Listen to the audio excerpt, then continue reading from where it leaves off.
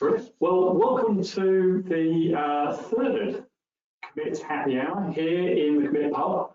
We have a very good lineup today with Max and Sarah looking at some really interesting parts of how COVID-19, I think, has changed a little bit of our industry. Firstly, from remote working through our CAD environments, and secondly, through how it will probably affect our contracts and how people will work on site. So some really interesting things coming up over the next hour. I hope you've all got your glasses charged and you've all had a reasonable week. I can certainly say my week has been a busy one, perhaps not quite as work orientated as a lot of other people's, but it certainly has been stuff for the painting, decorating, and fixing various things in the new part of the house. So what I'm going to do is I'm going to hand you over to Stuart, who will introduce you to our two panelists for today. Thank you, Stuart. Thank you, Ian.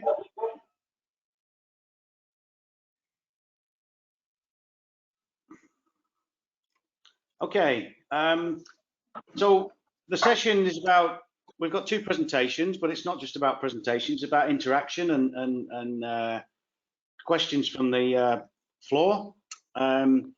We've got a closed mic at the moment, but what we might do is we might bring people in. In fact, I'm absolutely certain we will bring people in. We've done it now before. It works quite well. So raise your hand if you have a question when it comes to question time, and we'll bring you in and you can ask the question directly to the presenter, either Max or Sarah. So the rest of it is fairly self-explanatory. The rare hour, if you want to sort of minimise the panel, you can just click that thing on the top. So this is the continuing the theme, commit to productivity. Basically what we're going to do is we're going to go through, and we have done so far, is productivity. What does it mean to you as an organisation, as a person, as an employee, as a participant? Do you have the means to improve productivity in your organisations at large? What else is out there making a difference to other businesses and organisations, and how can it help you? You know, reference to other industries, automotive, aerospace, so on. There's lots of things being done that can be shared, and what we hope to do is bring you some examples through the series of webinars, and also through the initiative Commit to Productivity over the next 12 months or more. So the question is, why should we take an interest in construction? We should take an interest because it's globally, the construction sector, labour productivity it's averaged 1% over the past 2 decades or more, compared with 2.7% in the total world economy and 3.6% in manufacturing.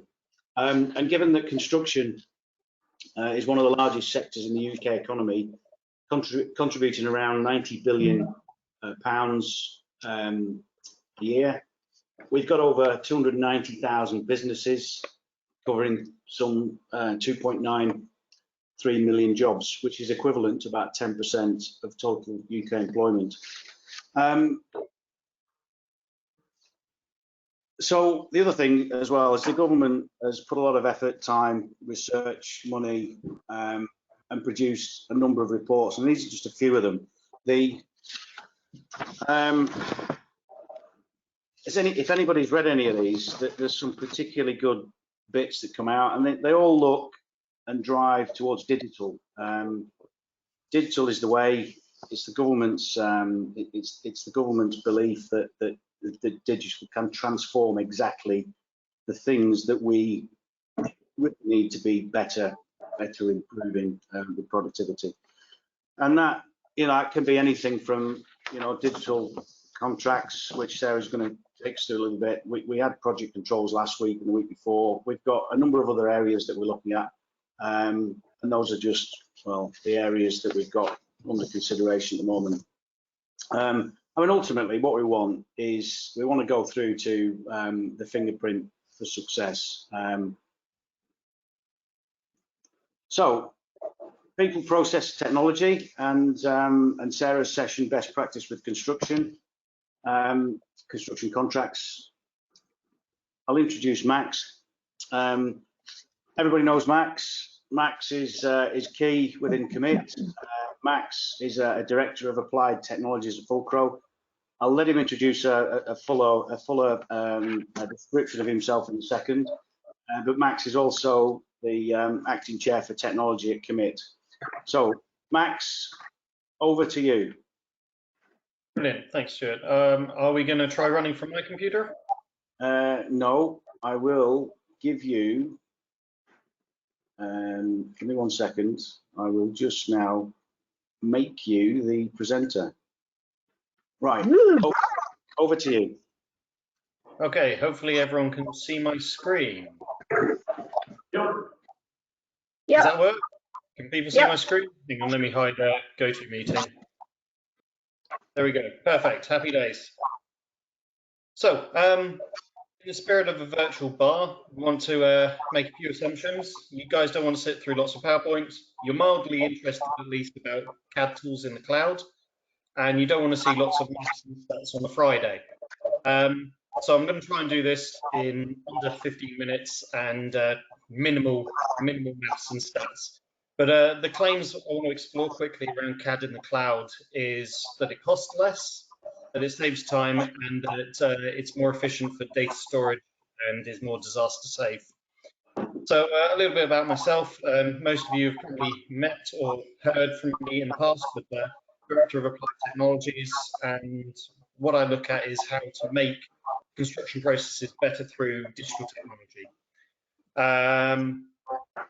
The reason we do this is because our clients are always wanting projects to be faster, better return on investments, cheaper delivery, quality assurance, but also to make sure that things are being delivered on time and budget, which as a sector, we are not brilliant at. And the way that we deploy digital technology is to use a design, build, test, fix. That's the traditional way of doing things, but using digital technology allows us to analyze the design and test it and analyze and test before we get out to site. And I promise those are the last of the slides that I've shown previously. A couple of projects that we worked on in recent years, so Battersea Power Station, Scalpel, Wimbledon Court 1, and big new biomedical campus in Cambridge, who if you read industry press, you'll know the one I'm talking about. And the reason we do this, so this is the Wimbledon Court 1, hopefully you guys can all see the video. This being grade 1 listed building, had to have the existing roof structure removed because we're putting a moving roof on there. We also had to retrofit the entire building with an air conditioning system. That air conditioning system you can see coming into shop now, and all of this was to fit in and around the existing steelwork in the roof, which you can see coming in, with the new steelwork that supports the roof trusses. And the complexity around this project is as the roof opens and closes, because of the weight of the roof trusses, we're seeing deflections of around 10 centimeters or 100 millimeters. And you can imagine repeated deflections on pipes would cause structural failures and cracks to form. So this had to be worked through at an engineering level. And to do this, we use a whole batch or array of different software tools. We don't really care whether you're an Autodesk house, a Bentley house, or Trimble house. At the end of the day, each tool has its own specific use, has its specific needs. It also has its requirements that it needs in the way of computing power in order to make that tool work effectively for the user. And that goes everything from architectural, structural, mechanical, electrical, plumbing, 4D, scanning, on-site, and then reporting up to the client. So, CAD in the cloud. Functional tools or misunderstood backstep. Well, first off, I'm going to let Amazon themselves, in their own words, explain what cloud computing is. Cloud computing is the on-demand delivery of IT resources via the internet with pay-as-you-go pricing. Instead of buying, owning, and maintaining physical data centers and servers, you can access technology services such as computing power, storage, and databases on an as-needed basis from a cloud provider like Amazon Web Services. Organizations of every type, size, and industry are using the cloud for a wide variety of use cases, such as data backup, disaster recovery, email, virtual desktops, software development and testing, big data analytics, and customer-facing web applications. For example, healthcare companies are using the cloud to develop more personalized treatments for patients. Financial services companies are using the cloud to power real-time fraud detection and prevention. And video game makers are using the cloud to deliver online games to millions of players around the world.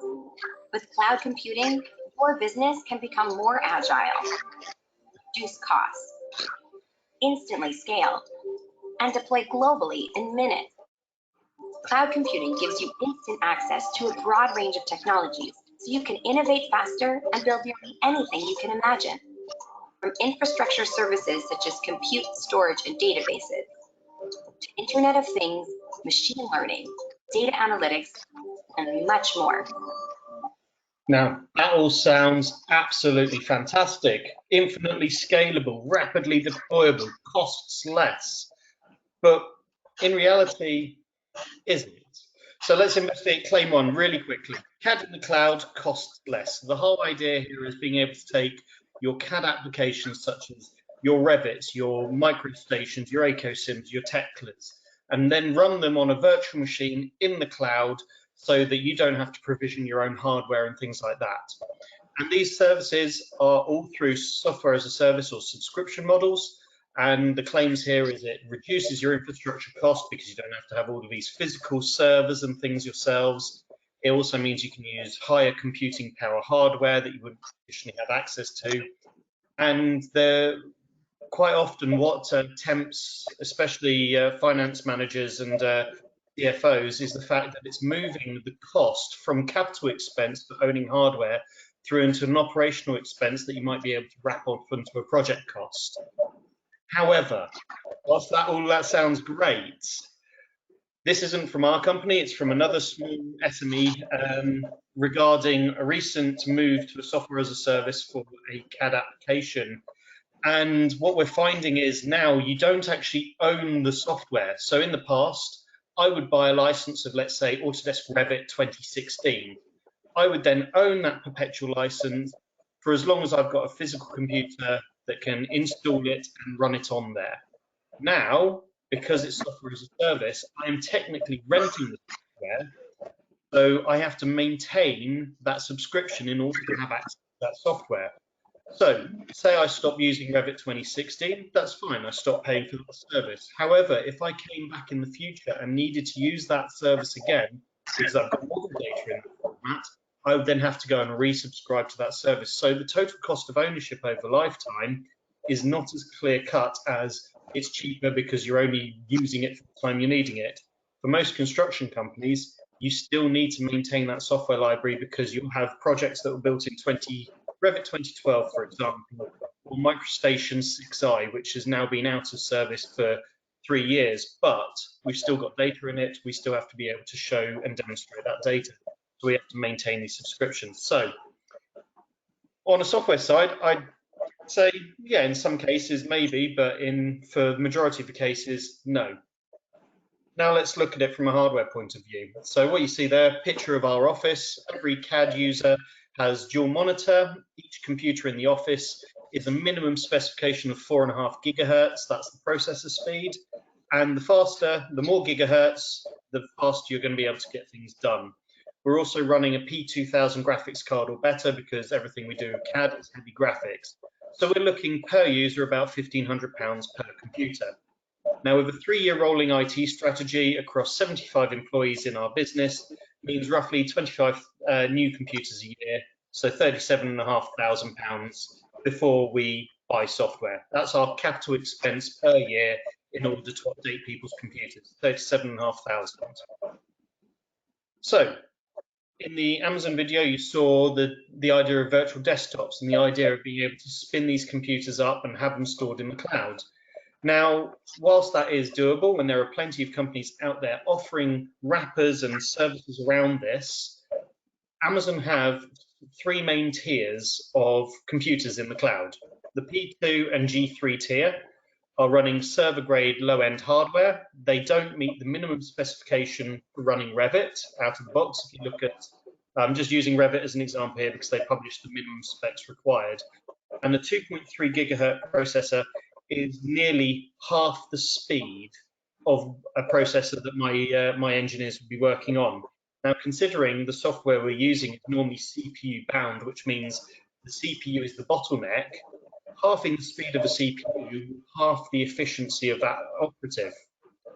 And it's for all of that non-usable technology, you're paying a privilege of £2 roughly an hour for usage and renting it in the cloud.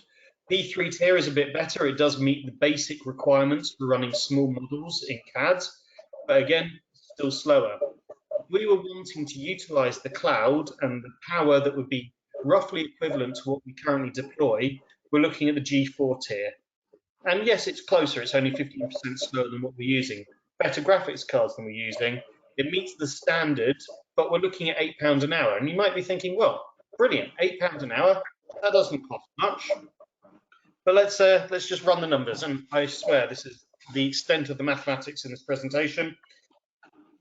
£8 an hour is £60 a day, or £300 a week.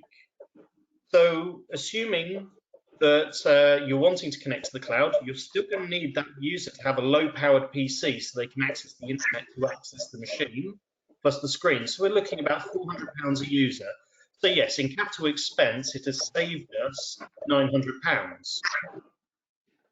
However, assuming that our operatives are working for 220 days a year, that would cost us per user £13,200, which is 8.8 times more than we spend currently in capital expense. So if we were to move our entire workforce of 75 users onto a virtualized cloud-based system, our IT bill would go from around £60,000 per annum, if we were going to give everyone a brand new computer each year, to £990,000. So as a small business, there is no way that we would be able to afford that. And this is before the cost of the software. Anyway, so wow. I think that's quite clear from an SME's point of view that CAD in the cloud is not financially viable at this stage. CAD in the cloud saves times. Yeah, it does save a lot of time when you're developing and deploying a new machine, because if I was wanting to build a computer for an employee, I'd have to source it, purchase it, wait for it to turn up, then install the software. That could be a 2-3 week process. I could turn around to Amazon and have a new virtual machine with all the software I need within 15 minutes. So yes, rapid deployment, brilliant. Short-term emergency in case a computer blows up, brilliant. Prolonged usage, probably not, because again, fastest processors are still slower than what we use. Equally, what we're also seeing in this day and age of COVID is bandwidth and latency. The slower a user's internet connection is, the more frustrated they get using a cloud-based service, because they might click on something and it might not select. So they'll double click on it and then it will select and deselect. It's ridiculous. It really is frustrating. And I've even seen it here at home. I am 6 minutes down the road from the office. I'm on the same BT service that run the offices, run my home connection. But if my wife is watching Netflix or listening to Spotify during the day, my internet stops functioning, which isn't great. And I'm sure there are a lot of people who are finding this, especially when they're working from home. The biggest crux here is if you're working with cloud-based storage or you're trying to update models on an external server, the thing that's more limiting, it's not so much your download speed, which is what all the broadband providers advertise, and they'll go super fast broadband, 38 megasecond. Well, that's great. I've got 38 megasecond coming down. Upload speed, I've got a maximum of 2 megasecond. So if I'm going to update a 100 meg model, I've got 50 seconds to go off and make myself a cup of tea whilst I'm waiting for that to save. And considering every 5 minutes my CAD software does an auto save, that's a lot of wasted time. In fact, a lot of employees have turned auto save off, running the risk of losing data. But they've done that because every time it auto saves, their computer will sit there non-functional until it's uploaded the information to the internet. So does it save time? I'm going to say no for the moment. Finally, point 3, cloud data storage, more efficient, secure and disaster safe. Absolutely true. Absolutely true. There is no doubt about this. It's massively distributed, massively backed up, redundant. If you lose a hard drive in the cloud, it falls over to a backup of a backup of a backup, and you never lose data, and it synchronizes back to the office seamlessly. I can't stress this part of it. It's absolutely brilliant. And we've, in the past, Dropbox, we've had presenting their CDEs and things to COMIT at previous conferences. Yes, cloud-based storage is superb. There are a couple of big gotchas though, especially for construction. Your data could be stored anywhere unless you are specific. And even then, you need to be specific, not just about where the data is stored, but where it's replicated and backed up to. Because quite often, you might specify, yes, I only want my data hosted in UK and Ireland data centers. But if you don't specify the backup, you could have a backup hosted, say, in India or in America. Now, that might not sound like a bad thing, but remember your BEPS and your EIRs on your construction projects, if they stipulate where data's got to be stored, you've got to be on it. And the cost of storage scales with the amount of data. The bigger your project becomes, especially if you're dealing with things like 500 gigabytes of laser scan, and you're doing that 3 times during a project, suddenly you could find the cost of the storage is more than the laser scans cost you to perform in the first place. And this accumulates over time. So if you've got to pay for storage over the space of 5 years, you might be better off buying your own storage servers. Anyway, that is my very quick skim across the pond of CAD in the cloud. Yes, there are some fantastically brilliant tools out there. I can't stress enough that, especially for the hobbyist and the student, there are free tools out there by all of the big software companies, which are fantastic, and it's getting people into CAD and getting people into the building environment. But at this point, I don't think it's quite right, especially for an SME, to go into CAD in the cloud. I'm going to pan control back if it lets me. And Stuart, thank you very much. Thank you, Max. Superb, great enlightenment. Not too much maths. I tried. It was very enlightening indeed. Now, let me just check. I noticed some questions came in. Oh yeah, there we go. Question from Paul. Thank you, Paul. There is a difference between software purposely created to be software as a service, e.g. via a web browser, and on-premise software that is enabled via virtual desktops. Are there any BIM authoring solutions that are pure software as a service? If there aren't, is there a realistic proposition given current internet connectivity, etc.? So there are a couple of tools out there that are designed specifically to do software as a service. One of them I can name straight off the top of my head is 3D Repo. 3D Repo is done purely through a web browser as a software as a service, utilizing the power of your computer locally. There are other applications such as Cartier's Dassault's Cartier, which allows you to run the 3D experience engine in the cloud, allowing lots of users to access the same model data and update collaboratively, used a lot in the automotive sector. In the construction sector, you've got things like ProjectWise Common Data Environment from Bentley that allows you to share data, however, not work on it as a CAD solution. You've got Autodesk Forge, which is allowing you to start do things like viewing models and very basic tweaking, but nothing to much extent. So there is a long way to go. Once again, construction is at the bottom of the heap of digital adoption and capability. So there is a long way and a lot of things that could be improved on in this sector. Okay, thanks, Max. What I'm going to do is I'm just going to bring Paul in and see if that answered your question. Paul, I'll just unmute you if you want to ask anything else. Come back on that. Can you hear me, Paul? Yeah, can hear loud and clear. Can you hear me? Yes, loud and clear. Anything else to add to what Max just raised or reacted to?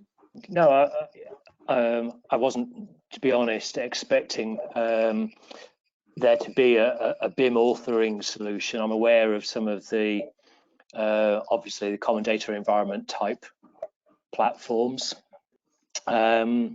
And there are tools which enable you to work with federated models to a certain extent, but actually the question was really more about this sort of pure CAD, the pure design in the world, the ability to work with a single model actually shared in the cloud. So the other question sorry. Go on, Max. So in the world of BIM, truly, honestly, I'd say there isn't. However, there are products from companies who provide BIM products, such as A360 and Fusion 360 from Autodesk, that do allow hobbyists to work purely on cloud-based models. What a lot of the tools do, however, is they'll take a cache from the cloud at a regular interval down to the local machine, and they'll work on the local copy and just synchronize in real time. That's probably the closest you're going to get to real-time cloud-based CAD at this point. There are tools such as FreeCAD, designed more towards the 3D solid modelers for 3D printing. But in this day and age, there are no BIM tools for authoring that I'm aware of.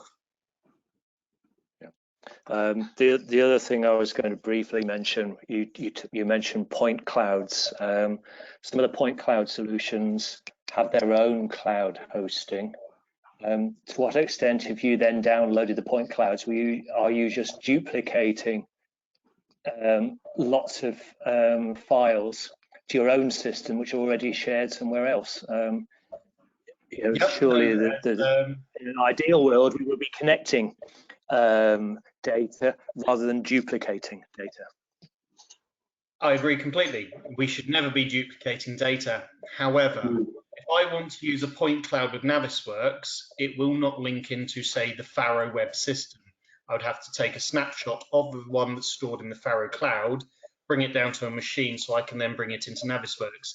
If I was wanting to build a reality mesh using Bentley Context Capture, I wouldn't be able to hook into a Leica system or a Faro system. I can export the data in a format and then import it to another system, but there is no true interoperability between any of the cloud providers at this point, because again, and this is where the sector has got to start behaving better. I've got to stop banging this drum. Maybe one day the sector will listen to me, but for true interoperability, we need to be people are worried about intellectual property based on software formats. Once you get into a software provider's, they'll help you get your data into their software platform. But once you try and get your software out, you're leaving their ecosystem, so they can't charge you anymore, so they don't make it easy. Until they will very easily interoperate and work together, we're not going to be able to get away from this need to duplicate data, which is really unfortunate. I will sign off with one ray of hope. I've seen a draft document coming out of Whitehall from Bayes, I think, which will reiterate the government's desire for open shareable asset information and address the interoperability issue, because they do not want their digital twins held hostage in proprietary software. Fantastic. I will share the link once I have it. We'll love to see that. Thank you, Paul. Get that man a drink. Thanks, Paul. Thanks, Max. Okay, well, if there's any more questions, there's no more coming yet, but if there's any more, we have an opportunity at the end. Can I throw something into the pot? What's really interesting, I like the whole concept of the CAD in the cloud world on the security options. Because we look at a lot of critical national infrastructure and where the designs are done and where the shadow of that design is left. So if I download something onto my machine and I work on it and then I upload it to somewhere to share it or whatever it might be, there is still saved copies, auto saves, whatever it is on my machine. So at the end of the project, end of the contract, if my company goes bust and I sell my machine on, or it gets stolen or whatever it is, that data is now on my machine and it can now possibly be anywhere. So on the security front, keeping the design and everything in the cloud, so nothing comes down to my machine and nothing goes back over the airwaves. So the design is in a secure environment. That's awesome. That's exactly what I'd like to see happening. But we know that's not necessarily realistic at the moment. But I think that on the security front, I think that the CAD in the cloud world really is where we need to go for certain types of design and projects. I would 100% agree. Security is critical. I'm actually hoping Paul Davies is on the call. I can't see the attendees list. If he is, Stuart, do you mind unmuting him? The reason being, there are some situations where, yes, you're perfectly right. We don't want the Whitehall operative leaving his laptop on the train, or someone from MI5 leaving a pen drive just on the bus. But there is also cases where you physically cannot put confidential security nature data onto specific web services due to existing policies in place. The reason I was hoping Phil Davis might be on the call was because I know that with the nuclear work around Sellafield, they have worked tirelessly on policy documents, but also investigating what cloud-based solutions are considered secure enough and what stages and steps had to be gone through in order to utilize those platforms or even rule them out entirely. He's not on the call, Max. Sorry, no. That's a real shame. I think it's something that would be worthwhile looking at in more depth in the future, because security of data should be at the core of everything we do. Yeah, perfect. Brilliant. Thank you. Yeah. Okay. So if there's any more questions, we'll do those at the end. Oh, wait a minute. Peter's raised his hand. Just a second. Peter, the mic is now open. On you go. No, it's really to answer that one from a security point of view, because there's quite clear government guidance on what is required to allow networks to be verified for what we call official sensitive. So most what we would call ISO 27000 systems would be good enough for what government would classify as official. But official sensitive is at a different level above, and there are quite key restrictions and obligations that need to be set out. So you can have a secure system. Now, I know that when I was on the BIM working group and we were talking about the nuclear and research, it's all risk-based. So the idea is we currently do share at government level secure information in a cloud with other countries around the world.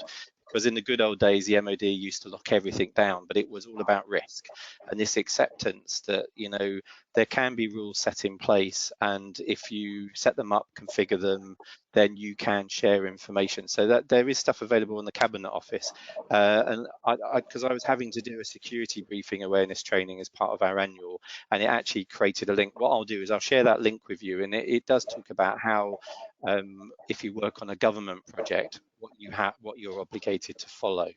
And then when we talk about local copies and things, that's the whole purpose of encryption and building into the contract what happens in the event of a company going bust, such that, you know, remote wiping. So if we all have access to personal PCs to company networks, we have to give over admin access to those companies so they can go in and lock down that information. So rather than actually just, it's a black and white, restricted and not restricted, it's all about governance and policies and having the right sort of processes in place to unlock and make it workable, rather than saying it can or can't happen. I thought I'd add that. So that's fantastic. Thanks for that answer. Thanks, Peter. Okay, so I'll move on to the next part of the session, and we've got Sarah. If it will let me just advance, there we are.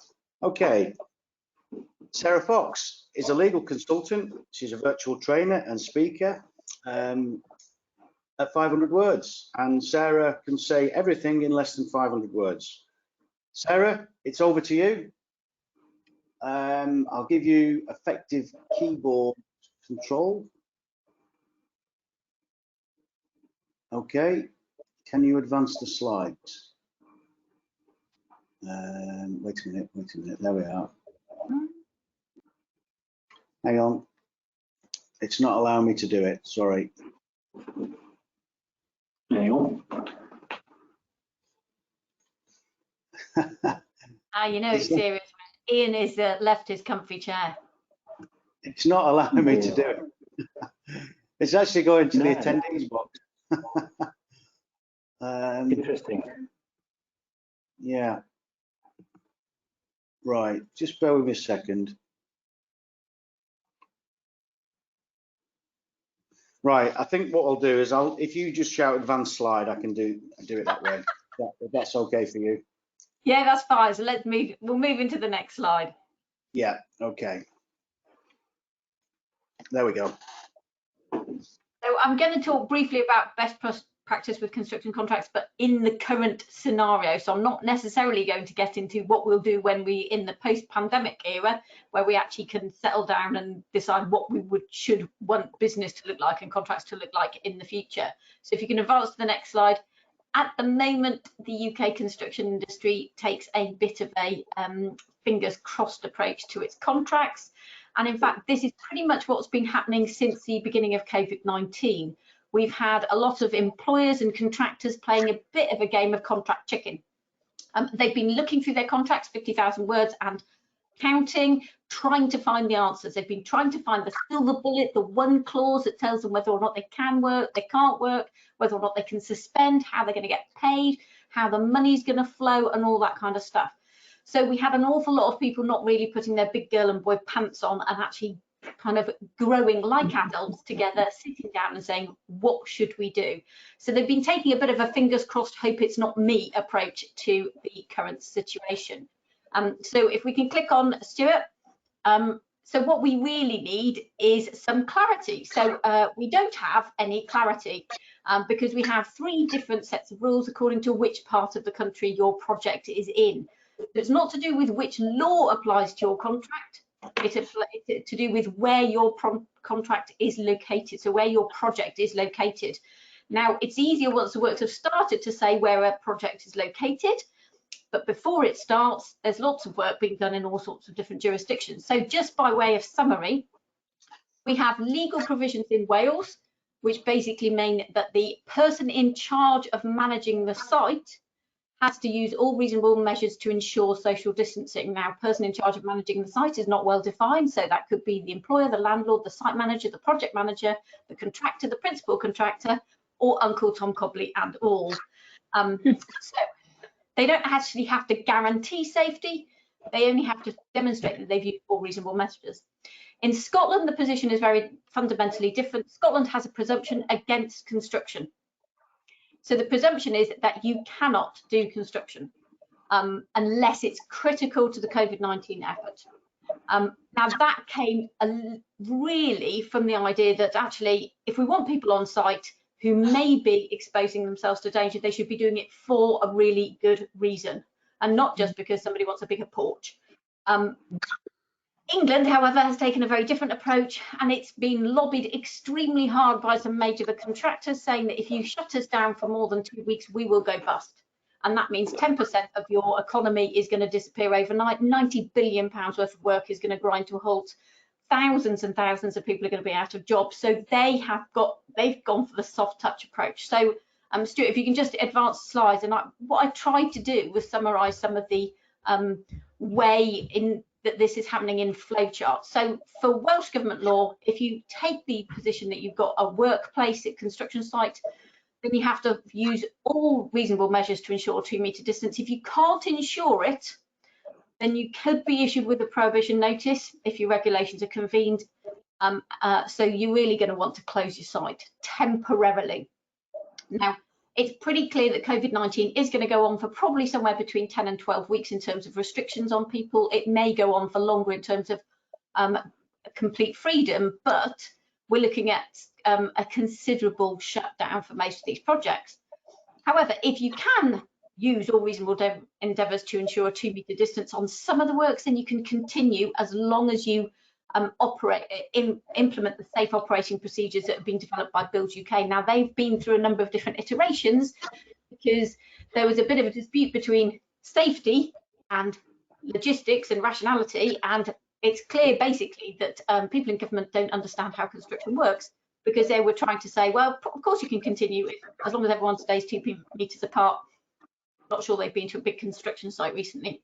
So that's how the Welsh dealt with it. They have made this legal. So this is an actual legal requirement under some Welsh regulations, and they came out on the 7th of April. So this is a legal requirement. Stuart, if we can go to the Scots position, I think that's the next one.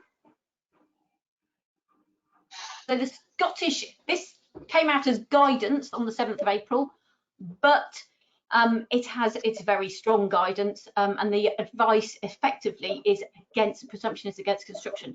So in order to continue on site, you have to prove that the works are supporting crucial work or critical national infrastructure, and that all of the bits that are left open are truly critical or essential to the effort. So if you have for example, if you had maintenance on a railway, then you might be allowed to use it. But if you're also doing a few upgrades at the same time, the upgrades would not be permitted. So in order to stay working, you have to prove that the works are essential or material to the effort against the virus or the well-being of society. Difficult to tell, but because the presumption is against, you've got quite a big barrier. And then you have to demonstrate and give confidence to your workforce. And I think this shows precisely where they were coming from, that you can consistently practice safe social distancing and comply with all existing standard health and safety requirements. That's quite a big series of hurdles. We've got 4 hurdles. If you fail on any of them, you need to shut the site. The advice of the Chief Medical Officer is to close. So Scotland has taken a very different approach to England, and basically it wants to protect people who are on site, potentially at the expense of construction companies, trades, you know, consultancy practices and all that kind of stuff. It's basically saying we'll do our best to support you financially, but we expect you to stop. So that's the way the Scots have approached it. If we advance to the next one, we've got the English governments. This is all just guidance. There is no regulations at all. And the regulations really are effectively the only law that we have relating to particular shops under the coronavirus regulations. Effectively, there was this big debate Build UK was kind of managing between the, where possible, try and operate the safe operating procedures. They were fairly loose touch. Version 2 was ramped up in about the 7th of April, but then it was a bit too clear that actually a lot of sites were going to have to shut, so they reined it back again. So version 3 came out a couple of days ago. Effectively, Build UK has got a lot of information on its website. If you want to know what's happening in England, go to the Build UK website. They have a daily update explaining what's changed. They've got the safe operating procedures on their site. They've got the safe shutdown process on their site, essential worker authorization letters on your site. They've got all the reference to the PHE sector guidance, which was fairly new. So if you follow that, you can continue with your project. Now, there's quite a lot of people who shut their site down, waiting to see if the English government would actually take a strong Scottish stance. They didn't, so they've gone back to site. There's a bit of concern by people who are on site. The bosses are making the decisions, and they're doing what Ian is doing, which is sat in their nice little house with their gin and tonic going, well, it's fine. You just continue, chaps and chapesses. We're here just drinking our gin and teas and enjoying ourselves, whereas you are out on the site, meeting people, travelling to work, all that kind of stuff. So there's quite a bit of a, you know, a balance between the two interesting parties. So it's difficult to know really what to do. So let's have a look at what how I summarised. If you're in construction, you've got a site.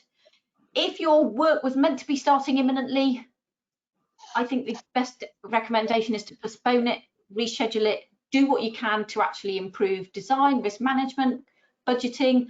Do that, spend more time doing that up front, get it absolutely precise. Start when we've got some clear, unrestricted headspace. If you've got work in progress, I think the best thing, particularly for your workers, is to postpone completion. You can temporarily suspend a contract. However, you're going to want to do this in agreement with the other side, because otherwise you're going to be digging into those 500,000 pages of contracts. Most of the contracts aren't very clear on what's happening. So I can't tell you that there's a really good answer in any of the contracts, because none of them really kind of thought about a global pandemic, weirdly.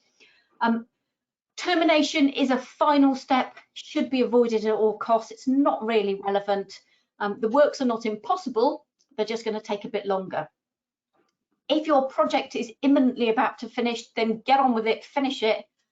But if you are going to continue work, always follow the safe operating procedures and the PHE guidance, because that's the best you can do to protect the safety of your workers. When we think about the fact that men are disproportionately dying from this disease, and 99% of site staff on construction sites are men, then the idea that we're sending men to their deaths in order to build office developments seems to me to be illogical, irrational, and really rather risky. However, that's the way the government has turned it. So unless, you know, it requires quite a lot of bravery to go against it. For public sector projects, we have a really interesting extra layer on top of all of that, because we've had some policy, private policy notices, PPN 02 and 04. PPN 02 was talking about if you're a public sector client or a contracting authority, then actually you need to keep your supply chain solvent. That means you have to stop quibbling about money. You have to pay them as soon as you can, not wait for however long your payment period is. Pay them now. Give them advance payments if necessary. You can encourage them to stop. You can, you know, you can suspend the works. You can do everything you want. But the key thing that we want is a supply chain that's still here at the end of all of this. So there's real nuance between the solvency, safety, public sector, private sector, England, Scotland, Wales. So to be honest, it's a bit of a mess, but that's pretty much as simple as I could make it. Stuart, what's next? I can't remember whether I've got another slide after this. Yeah, so if you do end up shutting a site, these are things you really must record in an agreement with the other side before you stop. You should set out precisely what the state of the works is. Ideally, take drone footage, photographs, everything else, so you know where you are. Work out how much has been paid, how much is still to be invoiced, and how much is still outstanding. Make sure you've got an up-to-date program so you know exactly where you are and what's still to be done. Any premises should be left safe and secure, tidy, and all that kind of stuff. You may need to get permissions from third parties, banks, insurers, planning permission, all that kind of stuff, depending. If you've got a project, the defects period could be started. If you're in a defects period, you do need to postpone it, because you don't want people going to site to rectify defects unless they're absolutely urgent and critical in this precise period. So any site that's finished in the last 12 months, you need to be looking at postponing the defects period. And if you've got disputes, try and resolve them amicably, because going to court and adjudication in a pandemic era is not a popular move, although it is happening. And in fact, some people have brought adjudications, other people have tried to say, what, really? That's the most important thing you can think of to be doing now, and the courts aren't actually stopping them. So you can start an adjudication. To me, that seems madness, but that doesn't mean people won't do it. So those are the things you need to think about if you're on a project or about to start a project, to make sure that you've got a really clear record of where you are now, so that when we do get an opportunity to start again, we're in a best possible position to start on a clear, understood footing. Thank you, Sarah. That was superb. Okay, so questions. I think we have several more. I'm just picking up from previous. Thanks, Peter. You've mentioned the government policy that you raised was the HMG Security Policy Framework, available to download. I'll include that in the follow-up. There's a link here. Thanks for including that, Peter. Yeah, I'll send that out when we do a follow-up. You've asked another question, Peter. Isn't the UK government working with the Construction Leadership Council to advise and guide when and how to restart work? Is this joined up with Build UK? Sarah, I think that's a question for you. Yeah, so Build UK includes the Construction Leadership Council, but Build UK pretty much is being the most productive in terms of actually getting that advice out to people and collating it all on one place. So if you go to the Build UK coronavirus website, it has got all the Construction Leadership Council, it's got all the stuff collated into one place, so it's the best place to go to find information.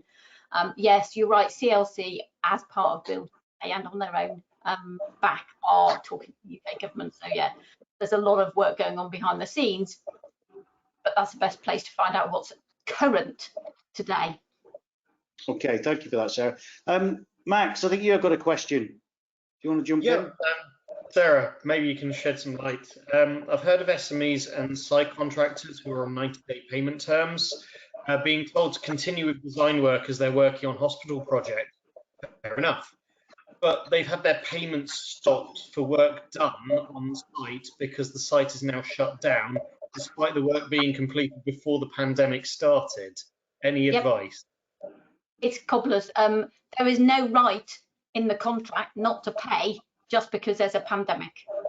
There really isn't. So lots of people are using it as an excuse. I've seen people move from 30-day to 60-day payment terms. I've seen people like, we've seen that a brewery owner saying we're not paying you until we've got paid. The contract says you have to pay them unless you agree that you're going to be able to extend the payment and they're happy with that. Your contractual obligation is still to pay them. So there isn't an excuse for using the pandemic to do that. You know, there's an awful lot of misunderstandings. So there's a lot of talk about force majeure, which is a French concept, doesn't exist in English law. So unless it's written into a contract and it allows you not to pay, then it doesn't apply. Most of the standard form construction contracts allow the works to be suspended temporarily, but that doesn't change the obligation to pay. So you know what? It's really quite intricate looking at how this pans out. But the best thing to do is to put a big pair of pants on and go and see the other side and say, look, how can we best work together to finish this project as soon as we can, get paid so that we're still solvent, and work with each other during this time when we can't actually do any works on site? Because there's lots of stuff that could be being done that is better done in this period. But no, the excuses that people are coming up with not to pay are just excuses. They're not actually valid in contract law.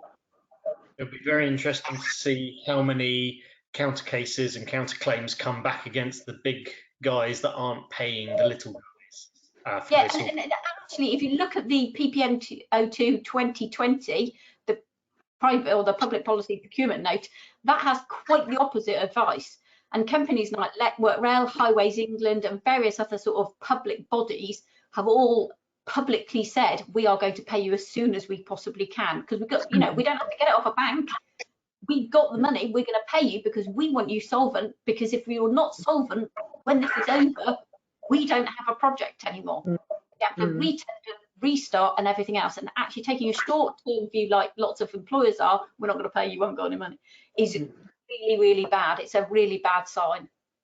Well, that's refreshing to hear from an SME's point of view, because we're not contracted directly by the likes of Network Rail who have said these things. We're contracted by the tier 1s and the tier 2s, and yeah, they're the ones playing silly buggers, unfortunately. If you want to change your contract, you've got to get the other side to agree. You can't unilaterally change your contract. It's, you know, it's not permissible under English law. You know, why would you?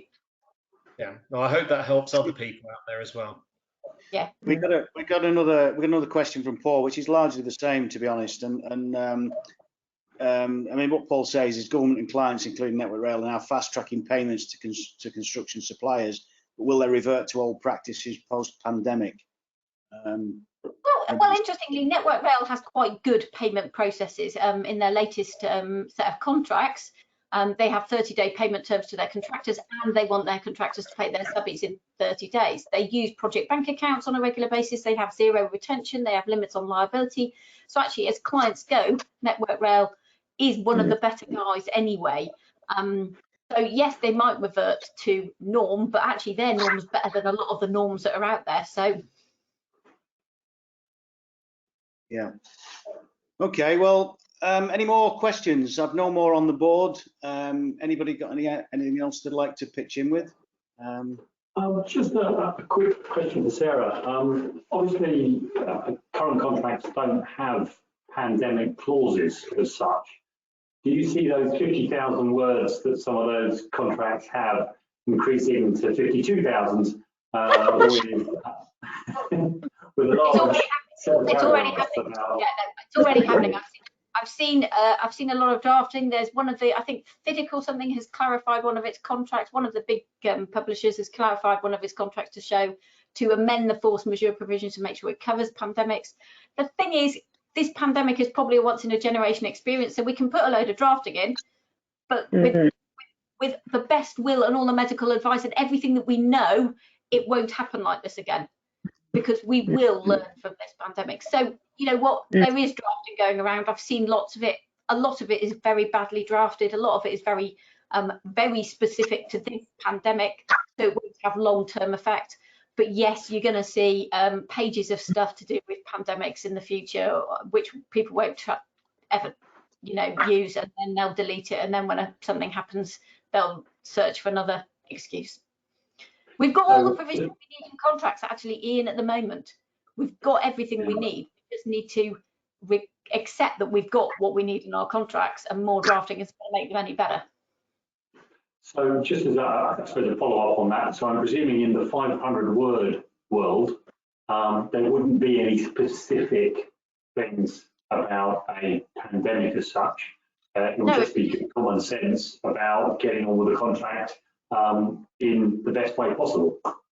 Yeah, and my contracts just say events beyond the reasonable control of the parties, which covers all sorts of things like tsunamis and pandemics and rights and strikes and global supply chain issues and fires and floods and all that kind of stuff.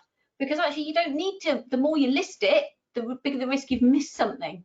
If you just say events beyond the control of the parties, which this was, it's covered. Yeah. Brilliant. Thank you. Okay, great. Well, we're at the end of the sessions there. Let's close out. There's, I don't see anything else. I'd say thank you very much to everybody that's participated and presented and questions asked and turned up and watched.